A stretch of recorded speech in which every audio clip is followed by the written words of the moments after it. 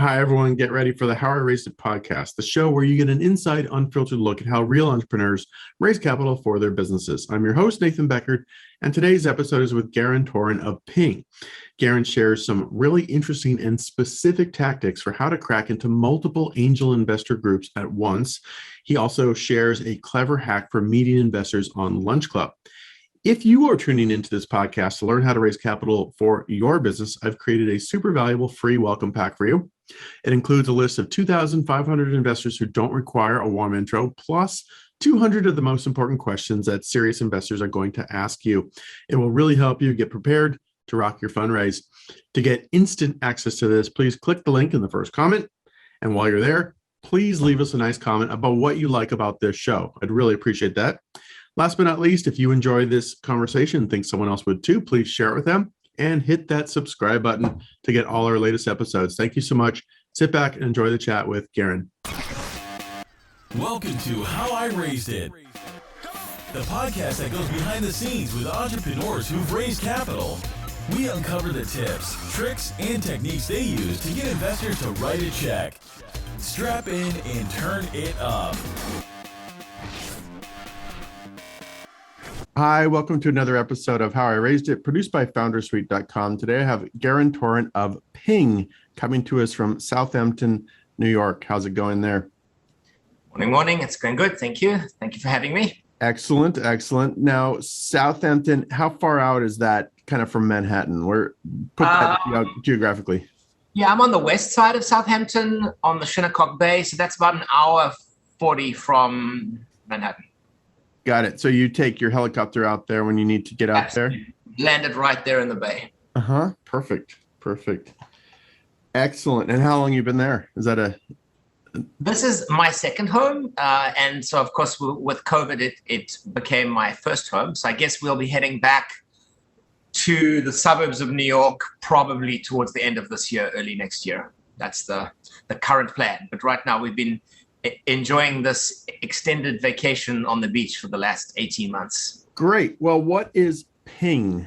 The easiest way to answer Ping is to give you what we call internally here the Chris Sacker 5 questions. The first question is, what problem or opportunity are you solving for? And the answer is cost and death due to smartphone usage behind the wheel. How are we solving that? We have a voice platform with software-based driver coaching and telematics that lets the driver hear all their messages, email, and other notifications read aloud so that they don't need to touch their device. What's our unfair advantage? We're the only cross-platform solution. We have iOS, Android, Alexa, and we're busy rolling out Google Home shortly. We're also the only technology of its type to be approved by Apple. We have 4 patents granted and another 3 pending. How do we make money? We license our platform to enterprise drivers, right from the 18-wheeler fleets down to the Instacart driver. Anybody that is driving all day or driving as part of their job. So we make money from annual reoccurring enterprise licensing. And how big is the market? The market is 1 billion drivers globally.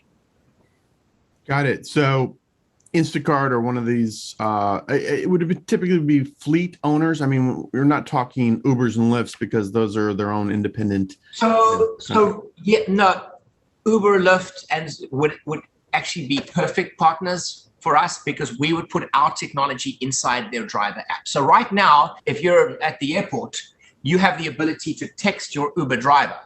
Well, that Uber driver, the only way he can get your text is to read it. So actually, these companies are actually causing texting and driving through the design of their products. So if the Uber driver app, for example, had the Ping platform in it, not only could the driver hear the customer message read aloud, but he could also hear all messages from Uber themselves read aloud. For example, a change of location where they have to pick up a customer, a new customer. Right now, all notifications, as far as we know of, between these driver organizations and their drivers are done through the app, which the driver has to consume visually, which is very much what the distracted driving problem is all about. Yeah, very interesting. And there are thousands of examples like that. For example, a customer of ours has 320,000 gig economy drivers, and they are sending them custom notifications all day. Good. How long you guys been at this for? The concept came in late 2015, 2016, and really we got going full steam in 2017.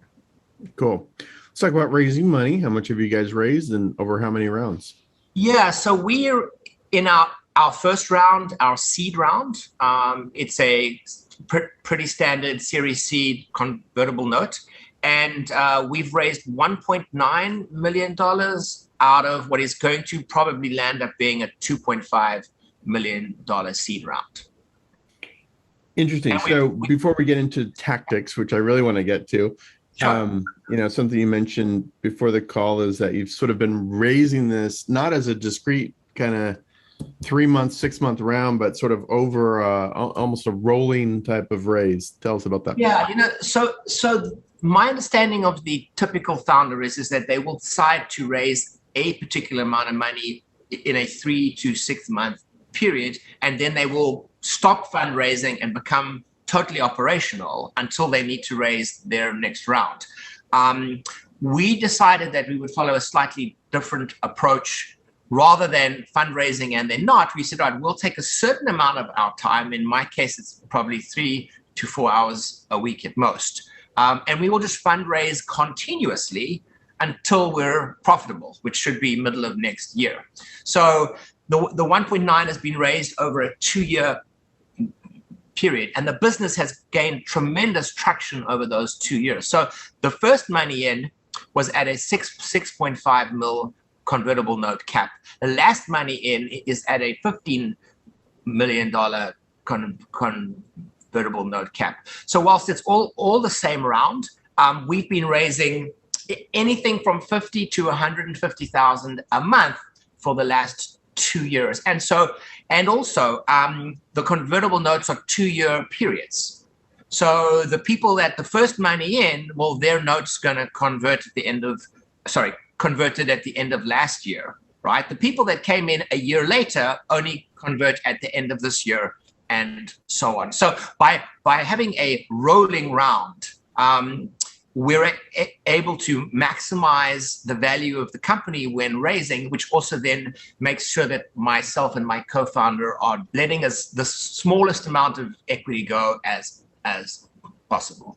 Yeah, interesting.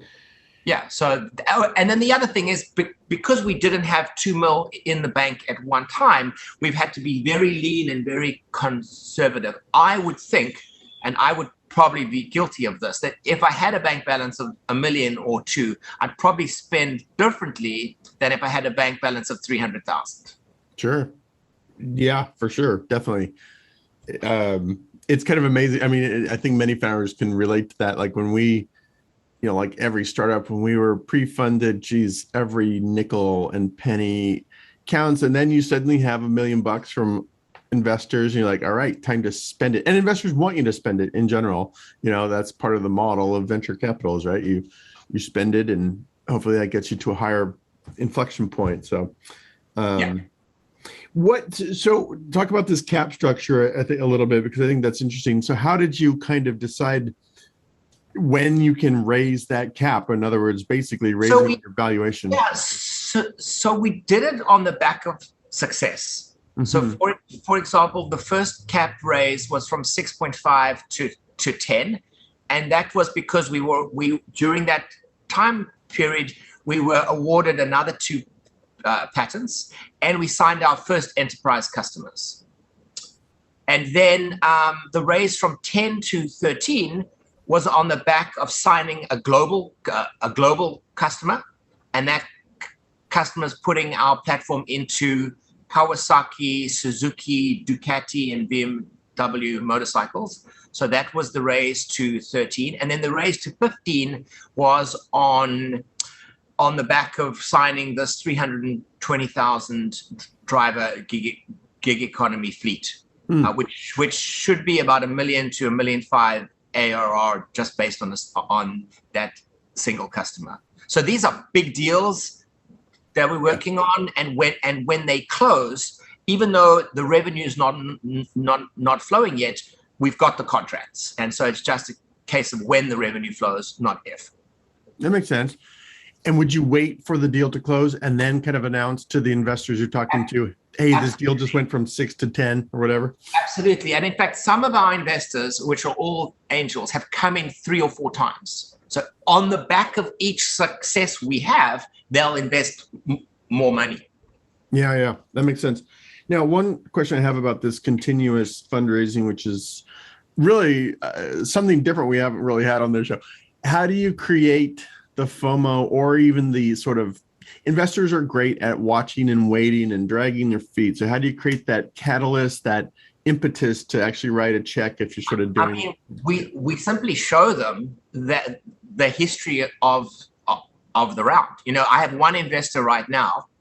It's a micro VC, okay, who didn't invest at 6.5, didn't invest at 10, didn't invest at 13, and is now still speaking to us at 15. Had they invested at 6.5, they would already almost have a 2.5 times on their money, you know. But the good news is they've stayed in touch. They've watched our progress and our traction. But we simply tell investors, it's 15 now. We've got a massive deal which we're working on in Spain. It's like 85 million customers, and when that deal signs, the valuation is going to go up from 15 to 25. Sure. Because that'll be a $5 million a year ARR contract. So we simply tell investors what's coming. And so far, thank goodness, it's happened as we predicted it would. Mm-hmm. And therefore, every time it happens, we gain credibility. Yeah. Interesting. And of course, the more traction you have, the less risky your business. I mean, 2 years ago, we had no customers. The Apple technology wasn't approved yet. We had no integration with Alexa, and we had no pipeline, because, of course, when you're building a B2B enterprise platform, you can't go and sell an MVP, right? You have to have a complete product. So we were not able to go to market till about a year and a bit ago, because we had Android, but we didn't have iPhone. Now we have Android, iPhone, and Alexa, and we're almost done with the integration with Google Home as well. So that's a little how the industry started. And like, I mean, especially with your business, since it is enterprise, it's very, you have these specific big deals that are kind of like milestones that you can kind of anchor valuation around. That makes sense. Let's talk about tactics. I know you have, you not only do you have an unorthodox approach to fundraising, but you did some interesting tactics that in over 200 episodes of this show I haven't heard before. Angel groups and Lunchclub. Pick which one you want to talk about first. Yeah, you know, I'll start with the angel groups. You know, we decided that we wanted individual investors in this round, simply because we didn't want a single check for the entire round, and we didn't want to give anybody a board seat. We didn't want to give anybody preferential rights to anything, and the only way to do that is to raise through angels. So there's a platform called Gust, which I think everybody is aware of, where there are tens of thousands of angel groups that you can go and apply. We realized very quickly that there was a ton of noise in that platform, and you can apply thousands of times and not even receive a reply to a screening call. So what I did is I picked 10 or 15 angel groups in my Northeast geography, and I then went on LinkedIn and just searched for members of those angel groups, and then I would reach out to them through LinkedIn messaging and say, hey, we're raising this round, interested in your angel group, how do we apply? Of course, I already knew how to apply, but I would ask them anyway. And a number of them, interestingly enough, would reply and say, hey, it's great, thank you so much, please go to gust.com/XYZ angel group. And then when we're completing the application on Gust, the last question it asks you is who referred you, and I would put that person's name in the who referred you box. and in some cases, multiple people from that group replied. And then I would go back to those people on LinkedIn and say, hey, thank you so much. I applied. By the way, I used your name. And then the guy was like, thank you. Yes, we'll keep an eye out for it. And so that dramatically, by a factor of maybe 10, increased the number of screening calls that we had by the angel groups. So we have two Northeast angel groups, which came in up front. They were first money in. Which ones? If you don't, mind naming names. So, it's the Ash Creek Angel Group out of Connecticut, and then the Jumpstart Angel Group out of New Jersey. Okay. And then the rest of our angels have all been either friends of theirs or friends of theirs, and then or have come in through Lunchclub. Lunchclub, you say? How is that possible? Wait, hang on. Before we get to Lunchclub, I want to pick on the angel group a little bit more because I think it's really fascinating. So that's a fascinating process. Did anyone ever respond back like, hey, I didn't specifically refer you? Did anyone sort of like call the bluff? There's a little bit of a bluff in there. Angels by definition are just nice people. Yeah. They're typically over the age of 50, some of them as much as in their 70s.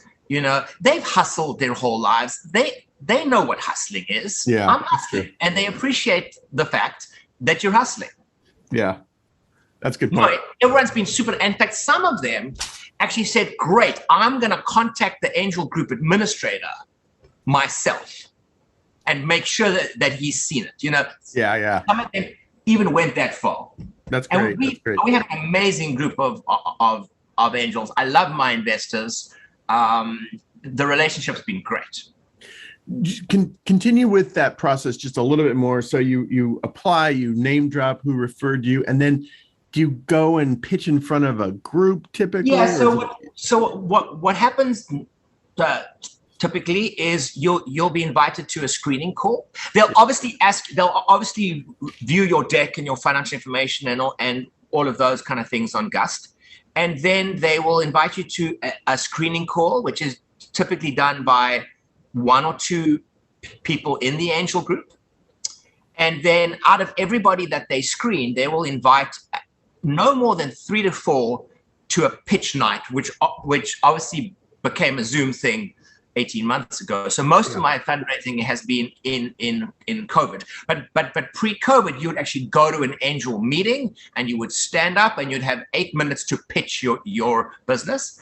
And probably 1 out of 10 angel groups that we got to pitch to landed up investing. But what happened, interestingly enough, is we did get a number of angels that invested outside of the group. So the group as a whole decided not to invest, but 1 or 2 individuals circled around on their own and said, hey, the group's not investing, but I would like to.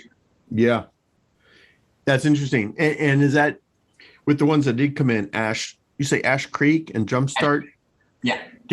So that came in as a group, and is it kind of one entity on the cap table? No. So both of those, they came in, they decided as a group to come in, but then they, just because it's much easier than standing up an SPV and so on, for them just to sign individual notes. Got it. Cool. Interesting. And then we're using the Carter platform to manage that. Yeah, got it. Which is useful. Let's talk about that a little bit more, and then we'll move on to Lunchclub. But on the dynamics of that, because I remember it's been years, but I've been to a couple angel group pitch meetings, and you often get like 1 or 2 guys, always guys, in the room who think they're smarter than everyone else, and who stand up and say why this is a dumb idea or it's a bad investment, and then it taints the whole group mind think, right? You have I don't know, any like ways to deal with that, or maybe you didn't even get that. I don't know. Yeah. So I mean, we definitely had a little bit of that in the beginning, because when you're pitching, you learn the objections. And what we did do, which was very helpful, is we realized that there were 3 or 4 objections, right? So what we did is we actually baked those into the pitch. Mm-hmm. So we actually said, the big one for us was, aren't Google and Apple your competitors? And we had to explain to them that Apple and Google are for the consumer. Okay, we are for the enterprise. It's a completely different user group. And so I think the fourth or fifth slide was, aren't Apple or Google competitors? And we would literally just answer the objections in the deck. And we also didn't have the deck was a live animal. We adjusted it after every single pitch based on the results of that pitch. Eventually we got it to a point. It's never perfect, but we haven't adjusted it much outside of the numbers for the past year or so. Got it. Okay. Excellent. Cool. This is super useful. I think that's real tactical. Talk about Lunchclub. And first, maybe preface it with, what is Lunchclub for anyone who doesn't know what it is? Yeah. Lunchclub started before COVID as a way for people to network one-on-one, and you literally met people for lunch. And they had both humans and an algorithm which matched you. What happened in COVID, which exploded Lunchclub, is that the meetings became all virtual, and people are prepared to and can do a lot more virtual meetings than actually taking 2 hours out of your day to travel to a lunch, have a lunch, and so on and so on. So I got into Lunchclub very early. I was invited by a fellow friend of mine, Estee, who's also in tech, and I realized that understanding how Lunchclub works, they have this thing called club points.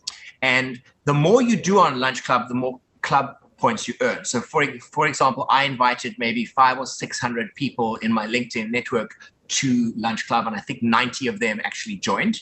And so I got a lot of club points by being active on the platform. And then what the platform allows you to do is actually choose what type of Lunchclub meeting you want to have. So of course I chose anybody with the title investor.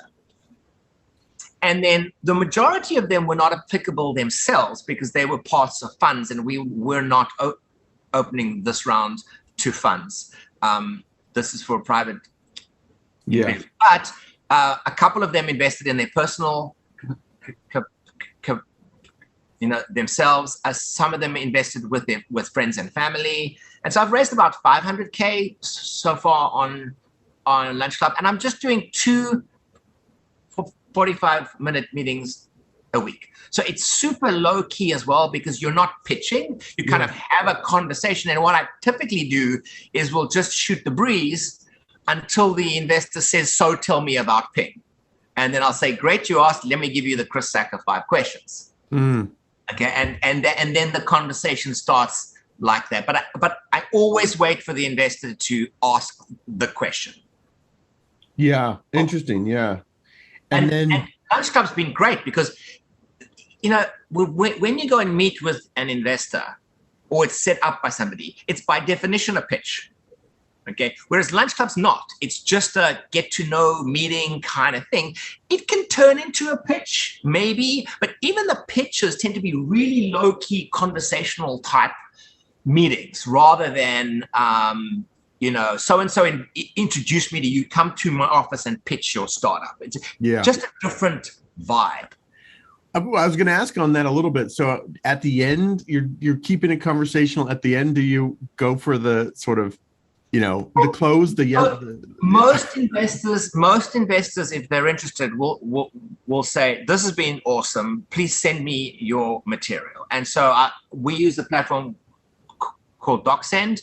And we have 4 links to the introductory document, the pitch deck, the patent information, and the team.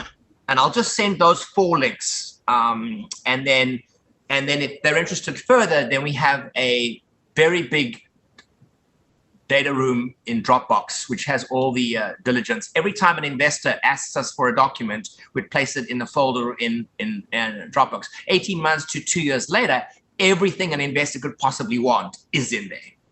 And that also cuts down the time from meeting to funding because I give them the diligence data room link. Yeah. And they go through it, and then we will possibly have a call with questions.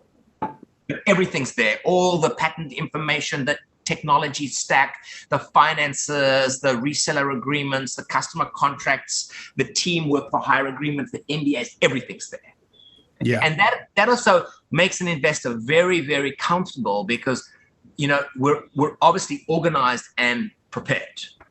Yeah. Good stuff. And you mentioned 500K from Lunchclub. How many meetings in total do you think that took to get? And what's the sort of funnel shape on that, right? How many meetings, how many ended up? Because not all of them were with investors. I would say I've had 30 investor meetings, maybe 35. Yeah, that's good. So I would say that, for me as a founder, that's what's kept I'm pretty much only using Lunchclub now because it's sufficient momentum to bring in 100 to 250K a month. Yeah, interesting. Good stuff. All right. I won't keep you much longer. Any other interesting tactics you're doing? You mentioned you're working kind of 3 or 4 hours a week on fundraising. What else is involved in that? Or is it just Lunchclub right now? No, and I think an important part of fundraising for me, and in fact, my investors, multiple of them have said, Garin, your investor updates are the best we've ever got. So I spend, myself and my co-founder, we spend a lot of time crafting these investor updates. We send them every 5 to 6 weeks, unless we have an announcement. And then we tend to, the subject lines tend to be, well, I have to open this email. What? Like we just closed the deal or something, or It'll be more than that. So I'll say something like 2 customers' names, some amount of money we've raised, and a ton more. So quite a long subject line.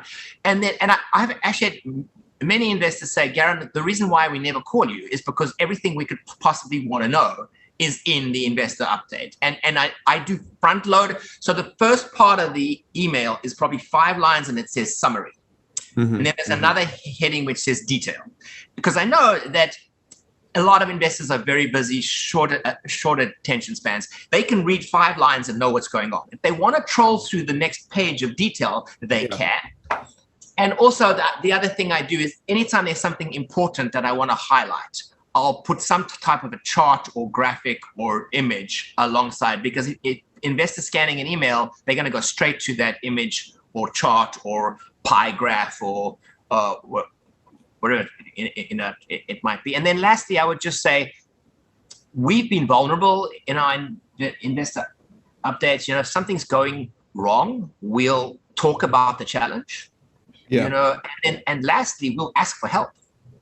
We'll say, if you know of anybody that can help us with this particular, and investors really want to help, they'll go out of their way to try and find a person, open a door, look at their LinkedIn network. So I really, I know that there's the good, the bad, and the ugly. Our investor experience has been really, really positive so far. We're going into a Series A towards the middle to fourth quarter of next year. We're going to be using Foundersuite to do that. So thank you to you. It's going to be very interesting to contrast the experience with angel investors versus funds. I'm excited about it, but it's going to be different. And also, we're very experienced entrepreneurs as well. We've had exits, so I think it's going to be more of a peer-to-peer conversation than a junior founder, pitching his startup to a VC. We'll definitely have to get you back on the show and contrast and hear about the contrast, what you did differently, how it was different. Yeah, I'm curious too, because I have almost no experience speaking with the funds, so it'll be interesting. Maybe I can find some hacks there as well. Well, go through the previous episodes of this show. There's hundreds of them, but yeah. Okay, that's good advice, actually. Weirdly enough, I didn't think of that. I'll do that. Quick question, then I'll let you go. Do you send the investor updates to prospective investors or just people who've written your check?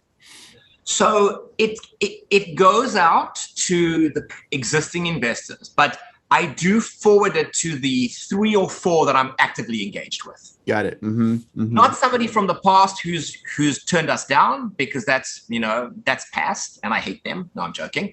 But the current 3 or 4 that are currently interested or doing diligence and so on. Yeah. Interesting.